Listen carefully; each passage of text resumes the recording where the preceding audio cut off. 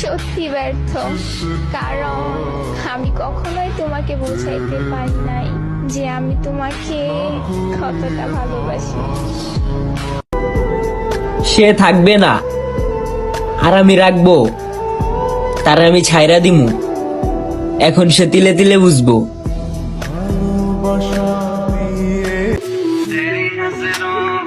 একটা নারী তোমার জন্য তার পরিবারকে ছেড়ে দিবে, আর তুমি তাকে আপন না করে পর করে দিবে।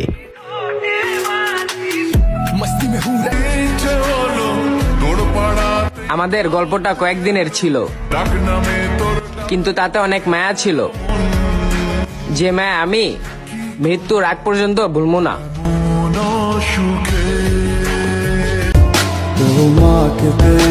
তোমার শূন্যতা আমি কখনো কাউকে দিয়ে পূরণ করতে পারবো না। জান, তোমাকে ভোলা তো দূর, তোমার জায়গাটা অন্য কেউ নিতে পারবে না। সাধ্য থাকলে তোরে কিনে রাখতাম, মায়া দিয়া তো আর তোরে আটকাইতে পারলাম না।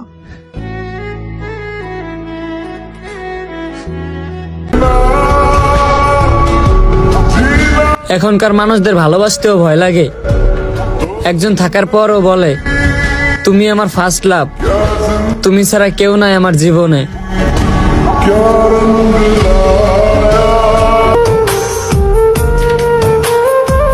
আফসোস আমি না, আফসোস তুমি করবা, কারণ ভালো তো আমি বাসছিলাম, তুমি শুধু অবহেলাই করলা।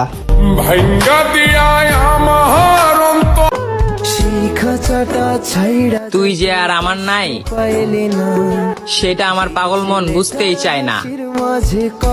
ওরে যদি বুঝাইতে পারতাম একটু, তাহলে হয়তো আমার আর কোনো কষ্টই থাকতো না।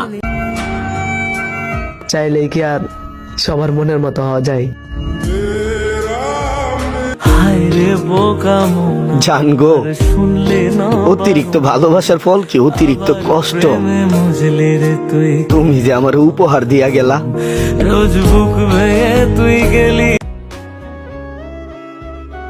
সুখের আশায় ভালোবাসতে এসেছিলাম, অবশেষে বুক ভরা কষ্ট নিয়ে আমিও তার লাইফ থেকে বিদায় নিলাম। তুমিও বলেছিলে কোনোদিন কষ্ট দিবে না আমায়, আমিও বলেছিলাম কোনোদিন ছেড়ে যাব না তোমায়। জানি না কতটা ভালোবাসো আমায়, এতই যদি ভালোবাসো কেমনে ফেলে রাখো আমার অবহেলায়। নিজেকে হারিয়ে তোমাকে জিততে দিলাম, নিজেকে শেষ করে তোমাকে ভালো থাকতে দিলাম।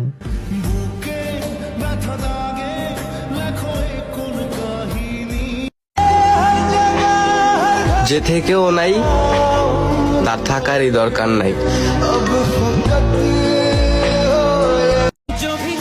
বেইমানি যদি শুধু নারীরাই করে, তাহলে পুরুষ কেন ঠকে গিয়েও অন্য নারী প্রেমে পড়ে? আমার ছাইরা দিয়া যদি আপনি সুখেই থাকেন, এতে আমি খুশি। একদিনের জন্য হলেও তো ভালোবাসছিলেন, ওইটাই আমার কাছে বেশি।